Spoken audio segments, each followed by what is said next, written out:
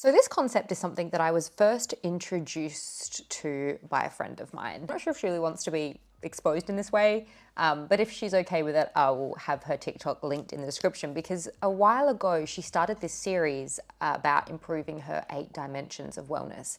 And I'd never actually heard about the 8 dimensions of wellness, and I wanted to bring this concept to you today because I think if you are somebody who is feeling not super happy in certain areas of your life, I think this is a really great way to kind of take stock of your life and different areas of your life and see in what ways or what areas that you can improve in. And to reflect on these individual areas might help you better understand where your pain points are and where these feelings may be coming from. I want to run through the 8 dimensions of wellness with you specifically. Some of them will probably be mostly self-explanatory. In no particular order, number 1 is emotional wellness. Number 2 is physical wellness. Number 3 is intellectual wellness. Number 4 is social wellness. Number 5 is spiritual wellness. Number 6 is occupational wellness. And number 7 is environmental wellness. And number 8 is financial wellness. So the idea around each of these 8 dimensions of wellness is that when you feel you have a sense of each of these 8 dimensions of wellness, there is a chance that you feel more joy, more satisfaction, and more happy with your day-to-day life. So I do want to share with you each of these specific dimensions of wellness and share with you an example from my own life that I will be continuing to work on for the rest of the year and into 2026, in hopes that it may inspire you to kind of take stock and take inventory of your own life and your own dimensions of wellness to see where you maybe could work on something, or maybe certain areas that you seem pretty content with and pretty happy with. Before we get into the examples that I want to share with you around my own life and the dimensions of wellness, I do feel the need to say, with a lot of things in life, it's personal and it's individual. So with these particular dimensions of wellness, I think it's important for you to recognize that every one of your areas is going to be different, and what you prioritize is going to be different. So you may not want to, and you may feel okay with putting less focus on one specific dimension of your wellness, and you would rather focus more on a different area. I think that to think that each area of your life is going to be balanced at every given moment is somewhat unrealistic. You know, we go through seasons of life in which we do have to focus on certain areas of our life more, and certain things fall to the wayside. That's just part of life. But also, I think what you choose to focus on does lie quite heavily and does tie with, I think, what you value in life. There's this funny thing that I've seen in my comment sections and other people's comment sections where people claim that Bill Gates, I think it's Bill Gates, is like really smart. He's really smart with his money because at that level, he still eats McDonald's or something like that. I don't necessarily see that as smart. I don't see decisions like that as smart versus stupid. It's like this interesting way of thinking. And I saw it in my Air One video as well. There are certain things that, if you haven't seen the Air One video, by the way, I'll have it linked, but there are certain products, or, you know, people who choose to buy a little bit more expensive, or people who choose or can afford to buy, say, organic or certain products that may have cleaner ingredients. And there's this idea that people say, oh, well, you know, real rich people wouldn't spend their money in that way, like how stupid, like whatever. I don't really necessarily see the world in that way. I see certain people, like maybe Bill Gates who eats McDonald's. Yes, he may value his financial wellness and his financial health in that capacity, but he doesn't necessarily maybe value his physical health in the same way, because I think a lot of people would agree that McDonald's isn't necessarily the best food to be putting in your body. Another example may be someone like Brian Johnson, the kind of longevity, I think he's a millionaire, billionaire. He's that kind of that guy who's wanting to kind of live forever. He does value certain areas of his life in ways that somebody else may not. So, you know, for instance, you're probably never going to see Brian Johnson going out with friends till midnight drinking, because that's not what he values. He may not see his social wellness that way because in some ways it affects his physical wellness, whereas another person may be into physical wellness but also value fun, spontaneous nights like that out with friends, and that fills their cup in the social wellness sense. So I think it's very much personal. Now we're finally into my specific examples, and I hope that some of these inspire you. So one thing I'm starting to do for my emotional wellness is I actually started a newsletter. I have included the link if you wanted to subscribe to that. For those who have, thank you so much. It is a monthly newsletter, and the concept of the newsletter is living on purpose. And it's essentially where we take stock of the month that's been and look forward to the month ahead. And it's got a lot to do really around living on purpose, and I've reflected a bit about what it's felt like to kind of realize that certain areas of your life maybe aren't where you wanted them to be, what led you there. And for me, a lot of it was maybe coasting or just living on autopilot. I think those can sometimes be a bit of a silent killer. So I'm using this newsletter on a monthly basis to reflect more emotionally about the things that have happened and looking forward and moving forward. So it's a little bit around emotional wellness, but also goal setting, just kind of having more of those mindful moments in which I do take stock and I do reflect. The next thing I want to be doing surrounding my emotional wellness is something that I've started doing this year, and I thought I would share it with you in case you're a little bit like me. But I genuinely love the concept of journaling. I love the concept and the idea of journaling and journaling regularly. I think it's really good for you. I think you can kind of understand a lot about yourself and process emotions really healthily that way. But it's not always realistic for my life, I've noticed. Like, I say I want to do it, but I don't always get it done. And there are certain moments in the day where I say I'm going to sit down and do it, but I sit down to write and maybe I don't have time, or I'm not in the right headspace for it, which just has kind of led me to fall off of this wagon of doing it consistently. I still do it, but I don't do it consistently, like on a daily, weekly basis. But what I've started doing instead is, what I've noticed about myself is certain thoughts, certain emotional processing can just spontaneously pop up for me. It doesn't come at a set time every day. And one thing I've really enjoyed actually doing is doing voice notes to myself, voice memos, because I can do it anywhere. The one thing about journaling is you really have to sit down and be present, whereas I can be cleaning the house, I can be in the car driving, I can be walking, as long as there's no one around me because I get self-conscious. I can be kind of multitasking and working through a situation in my head, because sometimes I feel like talking is a little bit better for me, because sometimes when I'm writing, I'm like, I can't keep up, like sometimes my hand doesn't move as fast as my brain. And I feel like when I get to voice note to myself, I get to hear my voice through and kind of listen to the process. And sometimes I listen back to it, and then I come back and I talk through it again. And I can arrive at like a healthy emotional place with certain things that I'm working through by doing this. So if you're like that as well and you kind of have trouble with consistently journaling, maybe try voice memoing. Emotional regulation is a skill. It's not necessarily a purchase. Yes, there are things that you can purchase to improve your emotional wellness, but I think one of the things that I am really proud of myself for is that I have learned to really process my emotions without buying my way out of them. Again, 9 times out of 10. I did share a video recently about a slip up I had mid-year last year, and I'm very thankful I haven't had another slip up since then. I think that's really important to recognize as well, our slip ups, our mistakes. Now, number 2, physical wellness. At first, when I reflected on this, I genuinely didn't think there was really anything I needed to work on with my physical wellness, because I prioritize sleep and I take my sleep routine and my hygiene very seriously. I take working out and keep moving my body very seriously, and health is very important to me. I want to make the movement that I do maybe more intense, more intentional, push myself slightly, but then also give myself maybe more rest days. I think I have a bit of an unhealthy tendency to feel like if I haven't went to the gym almost every day, or if I don't, do some type of workout every day, that I feel lazy and I feel bad.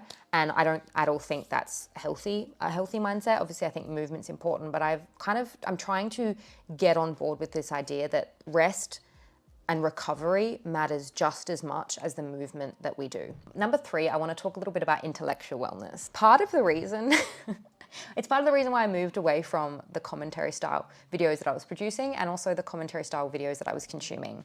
I think there is this misconception in society that, we're almost confusing information consumption with intellectual growth. And this is maybe going to ruffle some feathers. You may be the person that watches every single video about every single thing that's going on in the world, and you binge it and you doom scroll. You may feel like, and this is my opinion, you may feel like you are contributing to your intellect, and you may feel like you know quite a lot, and you may. The place that I got to was feeling like I was no smarter for what I was consuming. And I kind of really started to think about, when was the last time I genuinely gained wisdom, or even just learned something new, or learned a new skill, or dived into a new topic that maybe wasn't, so anger inducing, and which a lot of commentary videos, it feeds the algorithm. We've talked about this. But yeah, and it's part of the reason why I picked up drumming and learn how to read music. My question to you would be, if you're kind of in the same place with me, is when was the last time you sat with something, you sat with an idea for maybe like a week, instead of maybe consuming new content, new commentary content daily? Or maybe when was the last time you genuinely tried to learn something new or learn a new skill? Being that person that, yes, knows everything that's going on in the world and knows every issue that's happening under the sun. You may enjoy that, and that's obviously your own personal experience, but for me, I was feeling the more I was consuming and keeping up on top of with current issues, it wasn't making me feel any better. So next up, I want to talk about my social wellness, and I have mentioned this in little drips and drabs in my last maybe video or two, but I have always been somebody who prioritizes quality over quantity. And other than my real life relationships, which I'm really happy with, I'm now focusing on building my online community and fostering this online community that I think is so valuable. I understand that people have different opinions and people have different thoughts surrounding social media. I don't personally necessarily think that it's all doom and gloom. I think there is so much value to be found in social media, and I want to make social media feel human again, and I want to make this corner of the internet feel human again, and I really do want to foster this sense of community, and that's one of my goals for 2026 and beyond, and I'm really excited about the things that we can hopefully do together on this channel and maybe even outside of this channel. I've always been someone who chooses quality over quantity. You know, it's so funny because like I fully recognize, and I can see the back end of my YouTube analytics, and I can see the views, and I know that they're nowhere near where I used to be. It's probably in like a YouTube mind, it's probably like not good. Like I know I'm in that phase of turning this ship around and finding the community that I want, and that's always going to be a little bit of a tricky place to be. Like this isn't my first rodeo. I'm very much aware of that, and I'm patient with that, and I'm ready for that challenge. But back when I was getting 60, 70, 80,000 views a video, 200, 300,000 views a video, a lot of the time I felt so disconnected, and I had this crippling sense of anxiety every time I would look at the comments because I didn't recognize these people. I didn't know these people because a lot of them weren't really part of a community. We weren't a community, I feel like. You know, they were just dropping in for the rage bait or the thought-provoking and the emotionally charged topics that I was talking about. And the place I'm in now, I feel so much more connected and so much more positive about where we're going and the community that we're building. I'm really excited about moving further and further in that direction, and yeah, I'm just really excited. Conversations that I'm able to have here in the comment sections and on YouTube, but also in my DMs and Instagram, makes me believe that social media is not all doom and gloom. When was the last time that you made a new friend, or maybe you had a conversation with somebody new that wasn't necessarily, you know, a work-related conversation, or maybe like a customer conversation, like a genuine conversation? And, you know, if you have trouble finding ways to do this in your real life, try on Instagram. Like try, you know, someone maybe that you follow that you don't know, or I don't know, like finding communities in your city or your hometown, or, you know, even on Instagram. Voice notes, I think Instagram calls are a thing as well. These are all really great ways and tools that we could be using to connect. But instead we're focusing on the doom and the gloom and the really bad things about social media, that we're forgetting about the good things. We're forgetting about the connection, the ability to make new friends and to start friendships that, yes, may start on social media, but could eventually exist in real life. I think that's what we're forgetting. What I'm focusing on specifically for my spiritual wellness is you can connect spiritually in a lot of different ways. You can do it through nature. You can do it through acts of service. You can do it through art. You can do it through creativity. You can do it through relationships. You can do it through all of those things, or just one or two. And a lot of the times it doesn't necessarily have to cost anything. Number 6 is something that I've actually done for the last 2 years now, 2 or 3 years, and I thought I would share it with you because I don't think I've ever shared it with you before, but it's in regard to my environmental wellness, and it's really working for me, so I'm going to keep doing it. But it's this concept of decluttering, and I actually do it I do a declutter of my entire house every single year. And when I say that out loud, it sounds incredibly overwhelming. Like I'm fully aware it sounds incredibly overwhelming. But the way in which I do it, it's not overwhelming, and it's done in a way in which I can keep on top of things and manage things really well. So I started this, I think, 2 or 3 years ago. And I'm not gonna lie, when I first did it, it was really overwhelming. But now that I'm on my 3rd or 4th year, next year, well, maybe my 3rd or my 4th year, it's not actually that difficult. And there are most areas of my house actually, except for my damn closet, that actually aren't that difficult. And I break it down into either weeks or months, actually both. So 12 months in a year, I break down and I choose 12 areas of my life every year to declutter. And I get so specific. So I go like garage, and with that I include the car and, you know, all of that. Kitchen could be one. Desktop could be another. Bedroom could be another. Closet could be another. Like, you can break it down into 12 sections. And if you maybe have more, you could break it down weekly. But even within those things, so for instance, I may do like my kitchen. That could be my month. That could be 1 month I focus on that. And it's usually like one morning, either on a Saturday or a Sunday. And it doesn't actually take that long. Some jobs take more than others. So I kind of allocate that, and I try to pick the things depending on how much time I have or like how busy I am that weekend. But a lot of the time it's like maybe half an hour, an hour.